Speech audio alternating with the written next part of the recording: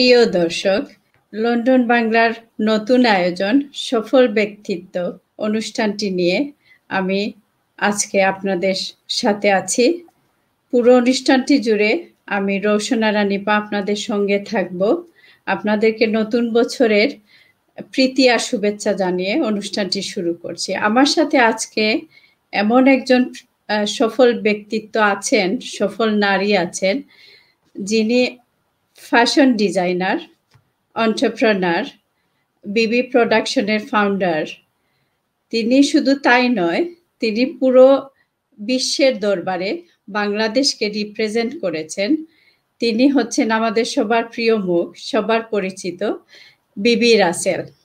আপনাকে অনেক আমন্ত্রণ আমাদের অনুষ্ঠানে। বিবি রাসেল, কেমন আছেন? ভালো আছি। আসসালামু আলাইকুম। নববর্ষের, ইংরেজি নববর্ষের শুভেচ্ছা, ভালোবাসা। সবাই সুস্থ থাকেন, ভালো থাকেন। এবছর ইনশাল্লাহ ভালো হবে সবারই। আপনাকে আমাদের মাঝে আজকে পেয়ে আমরা খুবই আনন্দিত, খুবই খুশি। আমরা অনার ফিল করছি এলবিটিভির পক্ষ থেকে আপনি যে আমাদের সফল ব্যক্তিত্ব অনুষ্ঠানটিতে এসেছেন।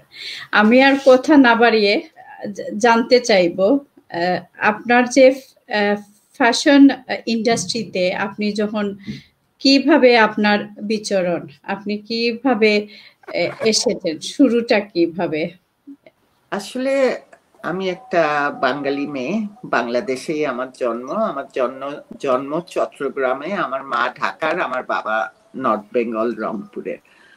যেহেতু আমি ছোটবেলায় ঢাকায় বড় হয়েছি, ছোটবেলার থেকেই তখনকার দিনে অনেক কিছু মারা সেলাই করতো, এমব্রয়ডারি করতো, রানতো। তো আমি, আমাদের বাসায় বিভিন্ন ধরনের মানুষরা আসতো তখন, তরি তরকারি, মাছ, এগুলি সব ফেরিয়ালারা এনে বিক্রি করতো।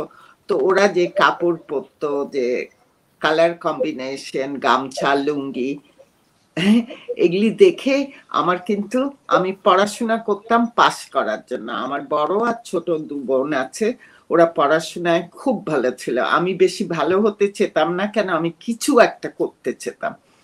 আর যেহেতু আমি বড় হয়েছি গান শুনে, আমাদের সবারই, আব্বাসউদ্দিন ভাই, আব্দুল আলিম ভাই, হরলাল চাচা, তারপর আর্টিস্ট জয়নাল আবেদিন ভাই, কামরুল ভাই, পলিটিশিয়ান, সব গ্রেট রাইটার, এদেরকে দেখে কাজে আমার চোখে মুখে একটা, তখন তো আর বাংলাদেশ হয়নি, আমরা ইস্ট পাকিস্তানে ছিলাম, আমার চোখে মুখে একটা পজিটিভ জিনিস ছিল, যেটা আমি বাংলাদেশের মানুষের মধ্যে দেখতাম, গ্রাম বাংলা।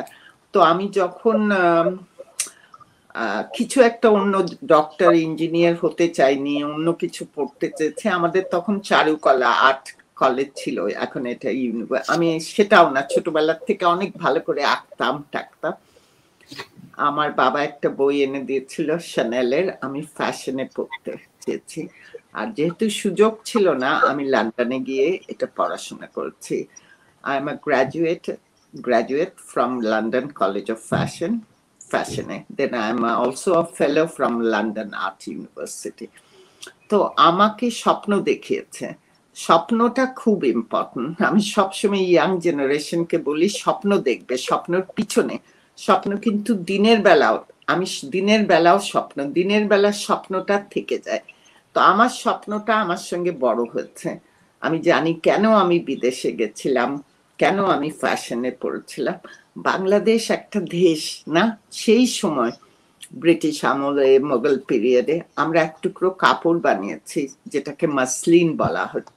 প্রত্যেকটা মিউজিয়ামে আছে, লন্ডনেও, ভিক্টোরিয়ান, অ্যালবার্ট, পৃথিবীর সব, আমরা ইতিহাস তৈরি করেছি, গ্রামের মানুষরাই তো বানিয়েছে। আজকে সেটা বিলো পভার্টি লেভেলে তো যাওয়ার কথা না, আরো উচ্চ নেই। তো আমি যখন, তার জন্যই গেছি, শিখেছি। আমি তো খুব নিজেকে খুব লাকি মনে করি যে আমি একদম, আমার পড়াশোনা করা একটা খুব ভালো কলেজে আমাকে গ্রামার শিখিয়ে দিয়েছে। আমি যদি গ্রামার জানি, তুমি যদি গ্রামার জানো, তুমি কিন্তু বাংলা গ্রামার, তুমি কিন্তু বাংলা লিখতে পারবে। এই গ্রামারটা আমি একটা প্রপার কলেজে শিখেছি। আমরা যদি এখন আরেকটু পিছনে যাই, আপনার শৈশবকালটা, কিভাবে আপনি বড় হয়েছেন? ছোটবেলার কিছু কথা। শৈশবটা খুব ইম্পর্ট্যান্ট। যে কোনো মানুষের গড়ে ওঠার পিছনে তার শৈশব, তার বাড়ির শিক্ষা। আমি তো খুব লাকি, আমি এরকম একটা পরিবারে জন্ম নিয়েছি যে আমার বাবা মা আমাকে মাটি ছুঁতে দিয়েছে। মাটি যদি আমি না ছুলাম তাহলে ফিল করব কি করে? আমরা তো মাটির দেশের মানুষ। আর তখন আমাদের পড়াশোনার বাদ দিয়ে নাচ, গান, আঁকা, বাজনা বাজানো সবই শেখানো হতো। বাংলাদেশ তো এত সুন্দর, তাই না? ঘরের শিক্ষা সবচেয়ে বড় শিক্ষা। আজকে যেটা আমি করছি, আমার বাবা মা তো বেঁচে নেই, ক্রেডিট গোস টু দ্যাম, যে আমাকে স্বপ্ন দেখিয়েছে, আমাকে একটা পজিটিভ চিন্তাধারার মেয়ে দেখছি, আমাকে আকাশের তারা দেখিয়ে কত রকম গান কবিতা পড়াতো। নিজে কোনোদিন আকাশের তারা হব এটা ভাবিও নি, আর এটা আমি বিশ্বাসও করি না। আমার এখনো আকাশের তারা দেখে আমি নিজে একটা উইশ করি। কাজে একদম ছোটবেলা তো এই যে বললাম কাকে না দেখে আমি বড় হয়েছি, কাজেই বাংলাদেশ তো চোখে মুখে আমার। এখন আমি জানতে চাই বেবি রাসেল, যে আপনি আপনার ছোটবেলা জানলাম ফ্যাশন ইন্ডাস্ট্রিতে আসছেন, সেটাও জানলাম। আমি জানতে চাই আপনি এইচআইভি নিয়ে কাজ করেছেন। এইচআইভি নিয়ে যে আপনি কাজ করেছেন, এই বিষয়ে যদি একটু কিছু বলেন। আমার কাজটা, আমি এটা বলতে চাই, আমার কাজটা কিন্তু যদি খালি ফ্যাশন আর খালি বিজনেস করতাম, আমার কিন্তু দেশে ফিরে আসার কোনো কারণ ছিল না। আমি একদম ইউরোপিয়ানদের হাতে তৈরি, আমার অনেক সুযোগ সুবিধা ছিল। হ্যাঁ, আমাকে চিনতো মানুষ। অফকোর্স আমি জানি এইচআইভিটা একটা খুব ইম্পর্টেন্ট জিনিস। তো আমি কিন্তু এসে আমি অনেক সময়, এখন তো গ্রামে যেতে পারি না, এই প্যান্ডামিকের সময় যাওয়া হচ্ছে না অত। আমি কিন্তু নর্মাল সময় 99.9% টাইম গ্রামে ঘুরে বেড়াই, বাংলাদেশ চুষে বেড়াই, গ্রাম বাংলার মানুষরাই আমাকে চেনে। নিপা, তোমরা আমাকে ইনভাইট করছো লন্ডন টিভিতে, আমি অনেক তাদেরকে ধন্যবাদ দিতে চাচ্ছি। তোমরা খালি আমাকে ডাকুনি, আমার পিছনে বাংলাদেশের 50% মানুষকে তোমরা ডেকেছো, তাদের কথাই আমি বলছি। তো আমি এসছি, খুব ইম্পর্টেন্ট আমার কাজের মাধ্যমে। আমার একটা স্লোগান আছে, ওটা 1996-এ approve by UNESCO director general, তখন উনি 12 বছর ডাইরেক্টর, মিস্টার ফেডরিকো মাইয়র, উনি একজন Spanish, queen of Spain. Fashion for development, উন্নয়নের জন্যই ফ্যাশন। এর জন্য যে আমি এটা বারবার বলতে চাই, আমরা হয়তো অনেকেই জানি না, ইয়াং জেনারেশন, আমি তো জানি যে আমরা আমাদের পার্শ্ববর্তী দেশগুলি ফার্স্ট অকুপেশন, কাজ কি, পেশা হলো ফার্মিং, এগ্রিকালচার, তারপরেই ক্রাফট, হাত দিয়ে করা। সেটা তাঁত হতে পারে, বিভিন্ন ধরনের হাতের জিনিস। আমি কিন্তু সেটাই করছি। আমি এসছি গ্রামের মানুষদের সঙ্গে কাজ করতে, দুটা হাতে তাল লাগে না তালি দিতে, ওদের হাত আর আমার হাত, ওদেরকে অ্যাওয়ারনেস দিতে। যে কোনো দেশের জন্য, যে কোনো জাতির জন্য এডুকেশন আর হেলথ এটা মোস্ট ইম্পর্টেন্ট জিনিস। আমি ওদেরকে অ্যাওয়ারনেস দিই, প্লিজ কেমিক্যাল ইউজ করো না, খেতে ফেলো না। আমরা আজকাল কি হচ্ছে, পলিউটেড, আমরা আজকাল কেমিক্যাল জিনিস খাচ্ছি।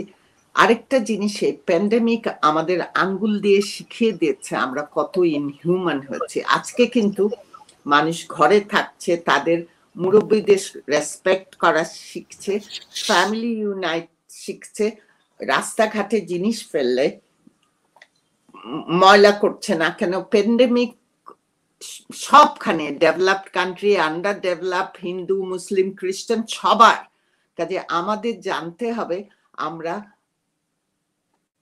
এনভায়রনমেন্ট রেসপেক্ট করি, অ্যানিমেল রেসপেক্ট করি, গাছপালা কেটে দেই না। আজকে আমরা অনেক অনেক বেশি সতর্ক হতে হবে। হ্যাঁ, এই প্যান্ডেমিক কিন্তু একটা বিগ বড় লেসন আমাদের জন্য। কাজে আমি অফকোর্স শুধু তাই না, আমি তো কোনো ডোনার এজেন্সি না যে আমি পয়সা দিব। আমি ওদেরকে বুঝতে দেই তোমাদের ছোট পরিবার হলে তোমরা ভালো করে চলতে পারবে। স্বাস্থ্য আর এডুকেশন মাস্ট। এডুকেশন মানে না তুমি পিএইচডি করবে, বেসিক এডুকেশন, যাতে পড়তে লিখতে পারো, কি লিখছো কি সাইন করছো সেইটুকুন দেখতে পারো। জি, আসলে আমরা গর্বিত আপনার মতো একজন সফল ব্যক্তিত্ব সর্বক্ষেত্রে। না, এখানে আমি বলতে চাই প্লিজ নিপা, কোন মানুষ, আমি নিজেকে সফল মনে করি না। হ্যাঁ আমি কাজ করছি, হয়তো রিকগনিশন বা অ্যাওয়ার্ড আমাকে শক্তি দেয়। আমি যদি নিজেকে সফল মনে করি আজকে, আমি কিন্তু নামবো। আমি প্রতিটা কাজের পরে দেখি কোন ওয়েতে গেলে আমি বেটার করতে পারি। আমি তো এখনো চঙ্গের প্রথম স্টেপেই নেই, সফল কিসের জন্য? হ্যাঁ বলতে পারো যে আমি দেশের 50% মানুষের ভালোবাসায় বেঁচে আছি। আমার না মা বাবা আছে, আমার না কেউ ঢাকায় আছে, কিন্তু আমি কোনো সময় ডিপ্রেস থাকি না, আমাকে আগলিয়ে রাখে ওরা। হ্যাঁ, সফল ভাবি না। সফল তো হবো দ্বিতীয় স্টেপে গেলে, এখনো তো যেতে পারিনি। সেটা আপনার উদারতা, আপনি যে বলছেন, কিন্তু আমাদের দৃষ্টিভঙ্গিতে আমাদের নতুন প্রজন্মের কাছে আপনি অবশ্যই সফল ব্যক্তিত্ব, সফল নারী। আর আপনি যে কাজগুলা করছেন আমাদের শুধু আপনার নিজের জন্য অথবা গ্রামের মানুষের, পুরো বাংলাদেশের জন্য আপনি একটা অ্যাসেট। আমরা আসলে আপনাকে নিয়ে গর্ব করি। আপনার মতো একজন মানুষ আছে ফ্যাশন ইন্ডাস্ট্রিতে, এটা আমাদের গর্ব।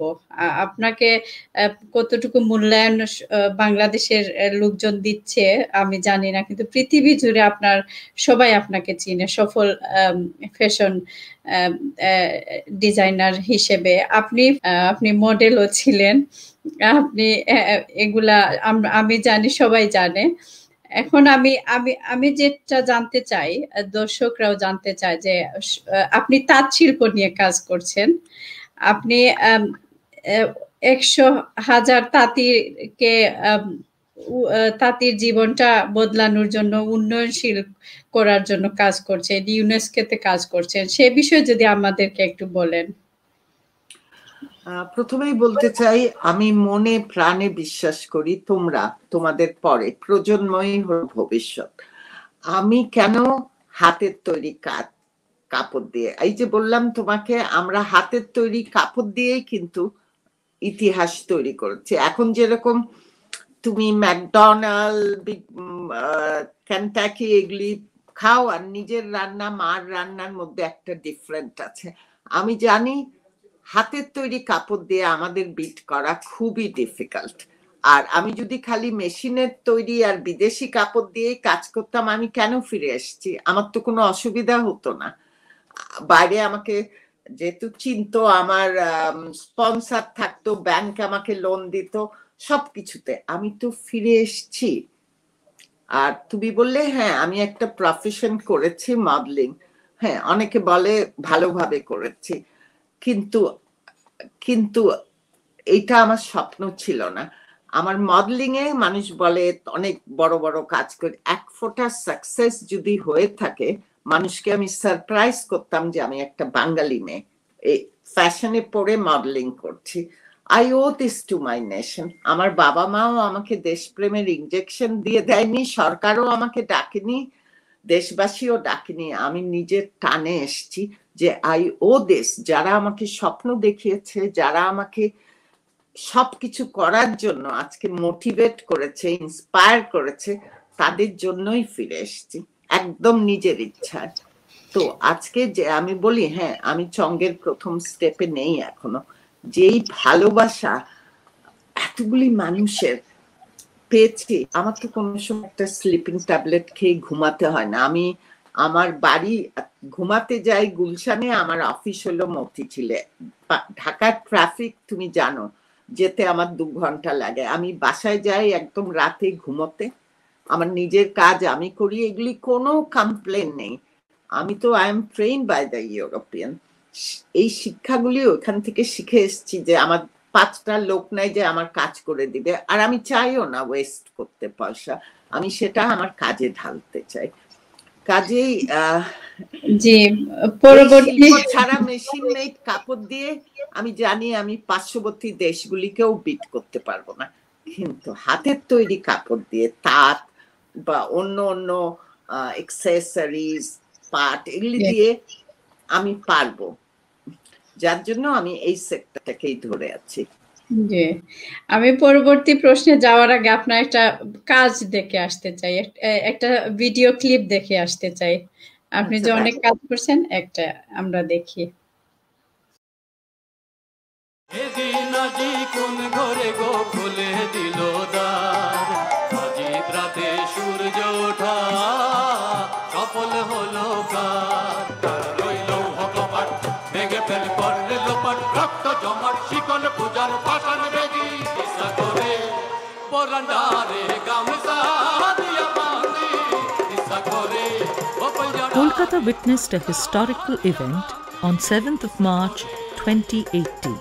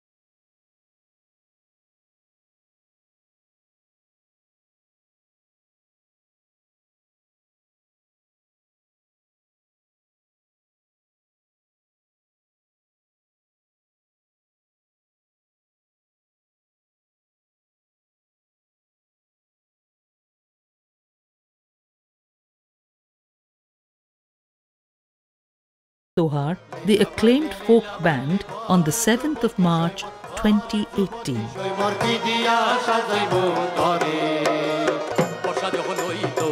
গাজির গান আইতো রঙে ঢঙ্গে গাইতো আনন্দ পাইতাম ভাইরে আগে কি সুন্দর দিন কাটাইতাম। This was confidence for them.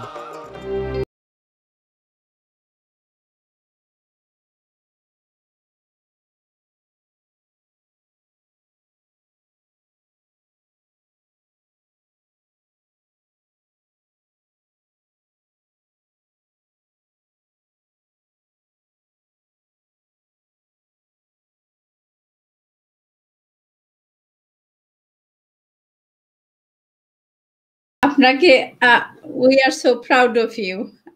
এত ভালো কাজ, এত সুন্দর। এটা আমি বলতে চাই আমার জীবনে খুব ইম্পর্টেন্ট একটা কাজ। 2017-18 আমি এটা পশ্চিমবঙ্গ সরকারের ইনভিটেশন, কিন্তু তার আগে আমাকে বলা হয়েছিল এটা মেয়েরা যারা পাচার হয়ে যায় এদের নিয়ে। আমি বলছি আমি এটা করতে পারবো না, কেন অনেক মানুষরা চাইল্ড ট্রাফিক নিয়ে কাজ করে, কিন্তু আমিকে যখন নিয়ে দেখালো এখানে 50% বাংলাদেশি মেয়েরা, দেখেছো এদের মুখ দেখায় না কেন, মিডলম্যানরা বাইরে আছে, তখন এরা কোনোদিন তাঁত বুনে নিয়ে এগুলি করেনি। আমার জীবনের ওয়ান অফ দ্য বেস্ট কাজ এটা। তার জন্যই আমি তোমাকে বলছি আমার কাজটা খালি না, আমি যেটা দিয়ে কতগুলি মেয়েরকে আমি ছাড়া করিয়েছি, কাজেই অনেক কাজ করি আমি অ্যাসিড সার্ভাইভারদের নিয়ে। খালি যদি ফ্যাশন শো আর দোকান করতাম তাহলে তো দেশে আসতাম না। আমার অনেক, তুমি বিদেশে থাকো, তুমি জানো আমার অনেক সুবিধা ছিল, আমার জীবনটা তো একটা পর্যায়ে ওখানেই ছিল। আমি তো এসছি এগুলি করতে, হ্যাঁ, থ্রু ফ্যাশন। যেটা আমি পড়াশোনা করছি। জি, এটা আমি খুবই ওই important। প্রশ্নতেই জি, আমি এই প্রশ্নটাই আপনাকে করতে চাইছিলাম যে চেয়েছিলাম যে আপনাকে কিসের আপনার তো ভালো লাইফ ছিল ইংল্যান্ডে। আপনি কিসের টানে মানে মাটির টানে যে দেশে গ্রামের মানুষে কিসের জন্য আপনি এত ইন্সপায়ার্ড হয়েছিলেন যে দেশের বাংলাদেশ তুমি আমাকে জিজ্ঞাসা করো, তুমি তো কথা শুনে আমি জানি তুমি সিলেটের মেয়ে। প্রত্যেকটা অঞ্চল কি সুন্দর। হ্যাঁ, আমার কাজের মধ্যে কোনো মিজারি দেখবে না। আমার কাজের মধ্যে I try to show beauty in poverty. আমি যেটা চোখে মুখে দেখি, আমার এইটুকুন একটা অর্গানাইজেশন, তার মাধ্যমে আমি যেটুকুন দেখেছি পুরা ওয়ার্ল্ড লুফে নিচ্ছে। আমরা হয়তো বুঝতে পারছি না।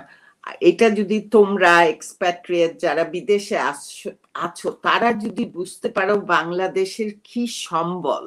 হ্যাঁ, অফকোর্স আমি মাটির টানে প্রাণের টানে এসছি।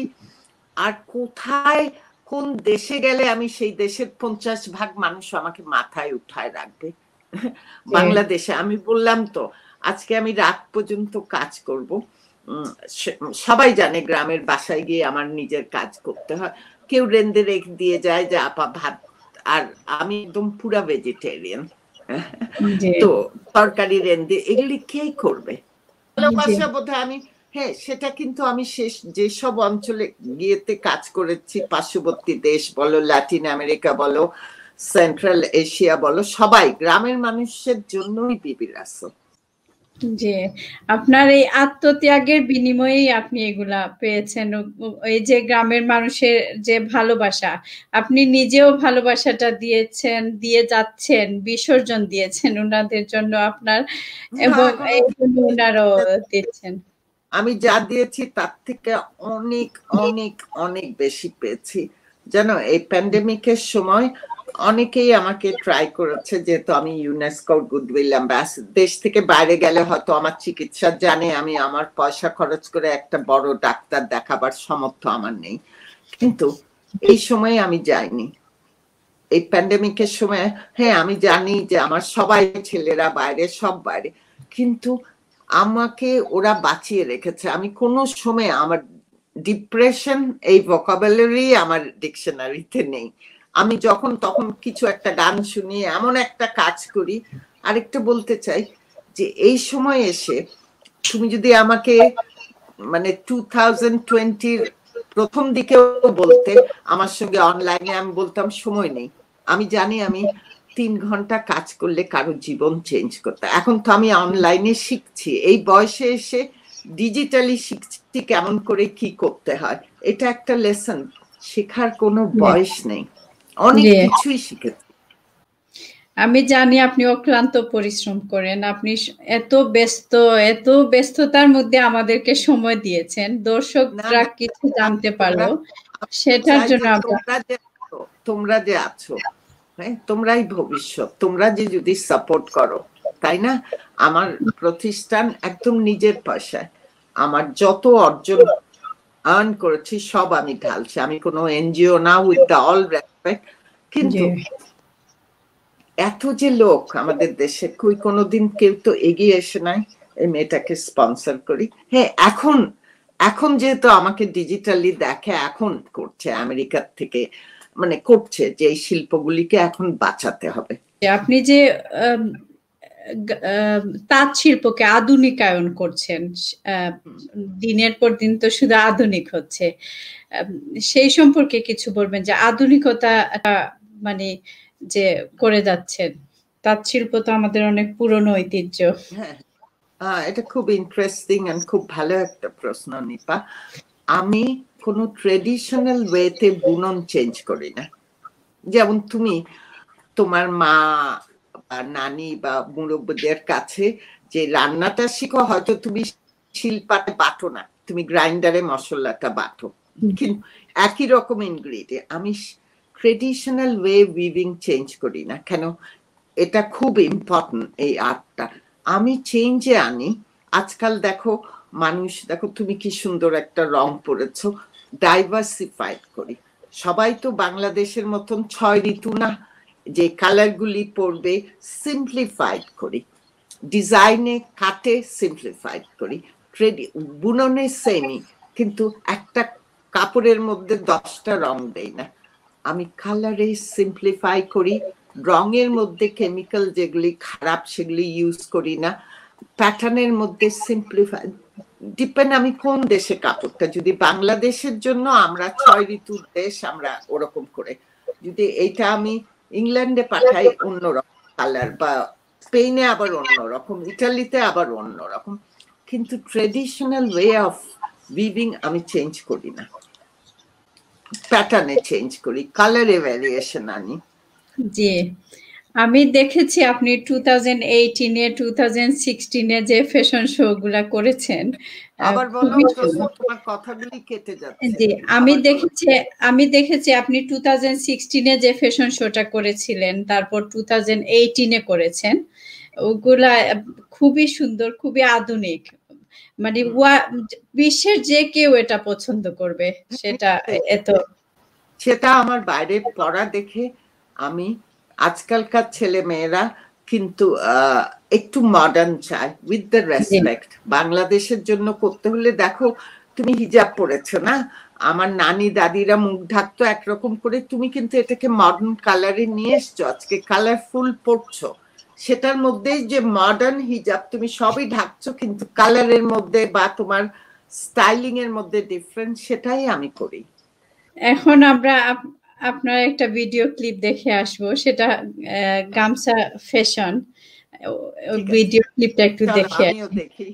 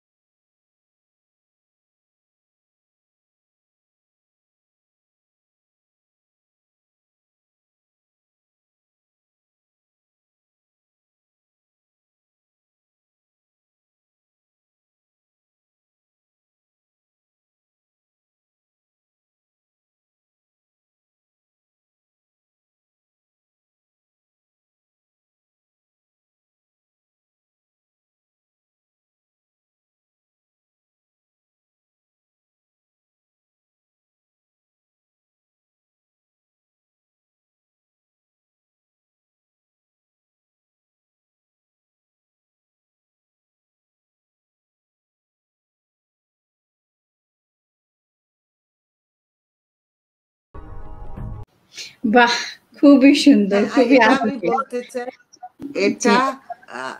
এটা ওখানে আমার মাও ছিল, এটা আমার গামছার প্রথম কালেকশন, তারা টিভির ওপেনিং শো, এখানে দেখবে তুমি অমিতাভ বচ্চন বলো, অপর্ণা সেন বলো, সব এসেছিল, আমার প্রথম কাজটাই আমি তাক লাগিয়ে দিয়েছিলাম, আর গানটা তো আব্দুল আলিম ভাইয়ের, আমাদের একদম পল্লী মানে রাজা আব্দুল আলিম ভাইয়ের আমার খুব প্রিয় একটা গান দিয়ে এটা। আপনি সবসময় গামছা কি কেন সবসময় এই ফ্যাশনটা নিয়ে কেন আসেন, এটার উপরে কেন বিশেষ করে কাজ করেন? আমার অন্য কিছু করি, কিন্তু আমাকে গামছার তাঁতিরা স্বপ্ন দেখিয়েছে, এর জন্য যে যখন আমি ছোটবেলায় ছিলাম, ওই যে আসতো গামছা লুঙ্গি, আমার কাছে তো কালার পেন্সিল সব ছিল, আমি আমার বাবা মাকে বলতাম যে ওরা আমার থেকে সুন্দর কালার কম্বিনেশন করে, আমার এত পড়াশোনা করে লাভ কি, ওরা আমার থেকে, তো ওই যে আমার চোখে মুখে ছিল ওটা।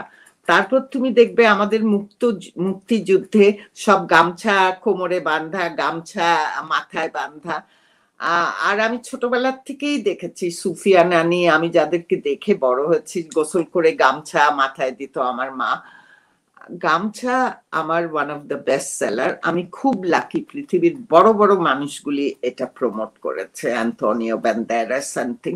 আর গামছা তো আমার এই প্যান্ডেমিকের সময়ও আমি প্রথমেই গামছার তাঁতিদের উঠাবার চেষ্টা করেছি।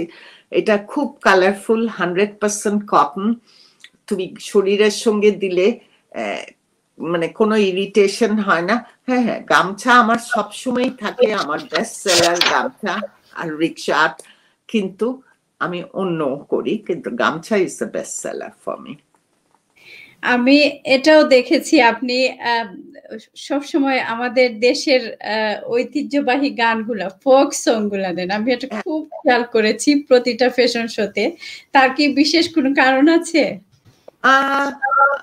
আমি দেখো পৃথিবী মানে এই দুই বাংলার আমাদের পশ্চিমবঙ্গ, তুমি দুইজনের নাম তোমার ফোক সং এ চলে আসবে প্রথমের দিকে। একটা হলো আব্বাসুদ্দিন ভাই, আব্দুল আলিম ভাই, তারপর রথিনের বাবার হরলাল রায়। তো ফোকটার মধ্যে সবকিছু আছে, বাংলাদেশ বলতে যেটা বোঝানো যায় না সবকিছু। তুমি যদি শচীন দেব বর্মনের টাকধুম টাকধুম বাজে বাংলাদেশের ঢোল, আর তুমি যদি তাঁত এলাকায় যখন যখন টক টক টক টক টক টক করে, ওই রিদমটা আছে। আর এটা খুব ক্যাচি না? ফোক মিউজিক টানে, যেটা আফ্রিকান মিউজিক আমাদের টানে, ল্যাটিন আমেরিকান মিউজিক টানে না। আমি আমার কাজের মধ্যে কেন বললাম তো, আমি মিউজিক শুনে বড় হয়েছি, গান শুনে। গান হলে, সঙ্গীত হলো জীবন, আমি সারাক্ষণ শুনতে থাকি। আপনার একটা কথা আছে, একটা স্লোগান আছে, আপনি বলেন যে দারিদ্রতা কোনো ডিজিজ না। আমি অনেক ইয়েগুলাতে দেখেছি, দারিদ্র হয়ে জন্ম নেওয়াটা অপরাধ না। তো এই বিষয়ে কিছু বলতে চান? দারিদ্রতা কোনো ডিজিজ না, আর দারিদ্রতার থেকে উঠে আসতে পারে। তুমি পৃথিবীর অনেক বড় বড় মানুষরা আছে যারা গরিব ঘরে জন্মায়নি, কিন্তু অনেক বড় বড়রা আছে যারা গরিব থেকে উঠেছে। তাদের ইতিহাসগুলি যদি জানো, দারিদ্র থেকে উঠতে গেলে তোমার চেষ্টা, যে কোনো কাজেই তোমার ফোকাস হতে হবে, তাই না? আজকে বিদেশে গরিব বড়লোক কি এগুলি কিন্তু নাই। আমি কলেজে পড়েছি, নিজেদের মতন করে। তুমি বড় লোকের মেয়ে বলে তোমাকে একটা রেড কার্পেট পাতে দেয়নি। কম্পিটিশন ইজ কম্পিটিশন, তোমার সবার সঙ্গে যেতে হবে। কাজেই আমি সবসময় বলি, যখন আমাকে গ্রামের মানুষরা বলতো আপা আমরা তো গরিবই গরিব, আমি বলছি না না, আমি আপনাদের সঙ্গে আছি। আমি কোনো জাদু জানিনি যে এক লাফে আপনি উঠে যাবেন। স্টেপ বাই স্টেপ কি করে উঠতে হয় সেটা আমি জানি। আমি যখন কলেজে ভর্তি হতে গেছিলাম, যে কলেজে লন্ডনে, লন্ডন কলেজ অফ ফ্যাশন, আমাকে তো নিতেই চাইনি। আজকে আমি লন্ডন আর্ট কলেজের ফেলো, আমার জিনিসগুলি ওরা রেখে দিয়েছে। আজকে ওরা তো আমাকে রেড কার্পেট পেতে দেয়নি। আমি কম্পিটিশনে টেকেই কিন্তু আমাকে 2018-তে তো বাকিংহাম প্যালেসও ডেকেছে। হ্যাঁ, ডেকে not for the garden party, ফ্যাশনটাকে মোস্ট সাস্টেইনেবল ডেভেলপমেন্ট বলে। আজকে তো আমাকে, আমি আমার কম্পিটিশনের থেকেই কিন্তু ওদের সঙ্গে পাল্লা দিয়ে করতে পেরেছি। কাজেই দারিদ্র থেকে আমি আপনাদের সঙ্গে আছি। এটা তো না যে তোমার ক্যান্সার হলো বা এখন এই প্যান্ডেমিকে ওষুধ আর ইনজেকশন দিলে ঠিক হয়ে যাবে। এটা তোমার চেষ্টা থাকতে হবে, ফোকাস। বাধা আসবে, বাধা না এসে যদি সবকিছুই খুব সহজে, আমার যদি কষ্ট করে বড় না হতে হতো লন্ডনে, পড়াশোনায় কলেজের স্বাধীনতার পরে স্কলারশিপ প্রথমে তো দেয়নি, কেন পরে আমি পেয়েছি প্রাইভেট স্কলারশিপ। আজকে যদি আমি কষ্ট করে পোস্ট বিলি করে পড়াশোনা না করতাম, আমি যে একটু যেটুকুন হয়েছে হতে পারতাম না। স্ট্রাগল তোমাকে বড় করে, তোমাকে শক্তি দেয় চলার। আমি এখনো, আমি এই প্যান্ডেমিকের সময় আমি আবার কাজ জিরো থেকে শুরু করেছি, দিন রাত কাজ করি। কিন্তু আমি যখন ঘুমোই, হয়তো আমি 3 ঘন্টা ঘুমালাম, ওটা আমার সাউন্ড স্লিপ। কারো 8 ঘন্টা 10 ঘন্টা, আমি একদম টায়ার্ড হলে বিছানায়। আমি তো অফিসেই থাকি রাত পর্যন্ত, তাই না? কিন্তু আমার মধ্যে যে এক্সাইটমেন্ট, যেই কন্টিনিউ করার যে এনার্জিটা, এটা তো আমি মানুষকে, গ্রামের মানুষকে দেখে শিখেছি। ওরা তো আমাকে অনেক জিনিস শিখিয়েছে আজকে, একটু কি করে স্যাটিসফাই হতে হয়। তো এটা তো একটা লাইফ না, কন্টিনিউয়াস লাইফ। আপনি যে এত পরিশ্রমী, এত স্ট্রং উইলড, এটা সবার মধ্যে আসুক, আমাদের নতুন প্রজন্মের মধ্যে, আমাদের মধ্যে। আপনার শেষ বক্তব্য আপনি দর্শকদের উদ্দেশ্যে কিছু বলেন, তারপর আমরা অনুষ্ঠানটা শেষ করব। প্রথমেই তোমাকে অনেক ধন্যবাদ, লন্ডন টিভিকেও আমাকে ডেকেছো, তোমাদের সঙ্গে কথা বলতে পেরেছি, সুযোগ হয়েছে আমার কিছু বলার। আর একদম মনে প্রাণে বিশ্বাস করি তোমরা যারা আছো বিদেশে, বাংলাদেশের, তোমরা একটু পজিটিভ নিয়ে তোমরা 5টা কাপড় কিনলে অ্যাটলিস্ট একটা দেশীয় কাপড় কেনো। দেশের এই শিল্পগুলি এই সময় সবচেয়ে বেশি এফেক্টেড গ্রাম বাংলার মানুষগুলি। হ্যাঁ, একটুখানি যদি, আমি চ্যারিটি বিশ্বাস করি না, তুমি ওদেরকে সুযোগ দাও, ওরা তোমাদের দেখাবে ওদের হাতে জাদু আছে, প্লিজ। আর তোমরা যদি একটুখানি প্রচার, এই যে প্রচারটা করলে, এতে যারা শুনবে তারা হয়তো এনকারেজ হবে। একজনকে এনকারেজ করতে পারলেও আমি মনে করি তোমাদের এই অনুষ্ঠানে এসে আজকে আমার কিছু একটা অ্যাচিভমেন্ট হচ্ছে। আমি হাত জোর করে বলছি, প্লিজ। আমি ভিক্ষা করে বিদেশেও বড় হইনি, ভিক্ষা করে আমি কাউকে বলি না আমাকে দাও, আজ পর্যন্ত আমাকে স্পন্সর করে না। কেন মনে হয় না? তুমি যেই এলাকার থেকে এসছো, আমাকে জিজ্ঞাসা করো, আমি পুরা সিলেট চিনি, এত সুন্দর ট্যুরিজম, আমাদের কাপড়, আমাদের অন্য অন্য হ্যান্ডিক্রাফট, আমাদের খাবার, আমাদের তরি তরকারি, আমাদের গ্রামের মানুষরা যারাই আমাদের ইতিহাস তৈরি করছে, একটু তাদের চোখ দুটা তারা জল জল করছে, মুখে একটা হাসি, যেই বাড়িতেই যাও একটু কিছু পান সুপারি, একটু কিছু খাওয়াবে। এটাই বাংলাদেশ, এটাই আমাদের স্বাধীনতার 50 বছর হবে এবছর। আমি মনে করি through you all I will be able to show the positive Bangladesh. আমরা 50 বছর হয়েছে বাংলাদেশ পেয়েছি, কত গর্বের বিষয়। Thank you so much. আমি অনেক ধন্যবাদ তোমাদের সবাইকে এইটুকুন চান্স দেওয়ার জন্য। Thank you. ভালো থাকো, সুস্থ থাকো। আমি জানি লন্ডনে, ইউকেতে অনেক প্যান্ডেমিকের এখন মানে খুব খারাপ অবস্থা। আমার দোয়া ভালোবাসা সবসময় তোমাদের সঙ্গে। Love you. আপনাকে অনেক অনেক ধন্যবাদ বিবি রাসেল। আপনি এত মূল্যবান সময়, এত ব্যস্ততার মধ্যে আমাদের এলবি টিভিকে দিয়েছেন, আমাদের সফল ব্যক্তিত্ব অনুষ্ঠানে দিয়েছেন। আপনার মতো সফল নারীকে তোমার অ্যাপ্রোচ আমাকে এত সুন্দর করে করেছো, আর আমার খুব ভাল লেগেছে। আর আমি তোমাকে অশেষ ধন্যবাদ জানাচ্ছি। ভালো থাকো, খুশি থাকো, সুস্থ থাকো, স্ট্রং থাকো।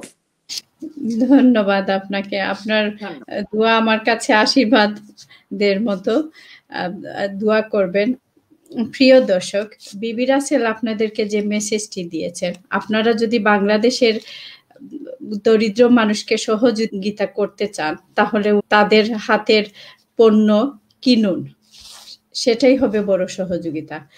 আগামী অনুষ্ঠান দেখার আমন্ত্রণ জানিয়ে আপনাদের কাছ থেকে বিদায় নিচ্ছি। সে পর্যন্ত ভালো থাকুন, সুস্থ থাকুন। আল্লাহ হাফেজ।